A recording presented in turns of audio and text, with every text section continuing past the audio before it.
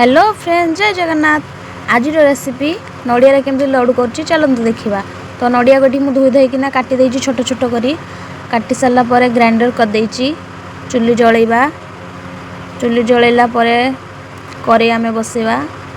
कड़े गरम होला नड़िया कुरा मु रखी नड़िया कुरा पकईदेली।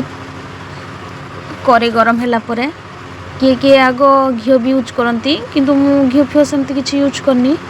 चीनी पकईदेली। चीनी पकईला ताकू आउ थे घाटी दबा। घाटी देला स्वाद अनुसार लुण भी पकईदे।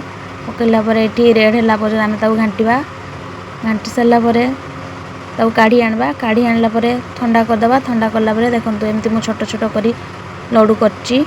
लड्डू कलापर मो पुओ ये खाई बहुत खुशी। वीडियोटी भल लगे लाइक कमेंट शेयर आ सब्सक्राइब करने। बाय बाय, जय जगन्नाथ। मो यूट्यूब नुआ नुआ वीडियो पोस्ट करची। जदि भी किसी भूल भाल तो कमेंट निहाती जनइबे।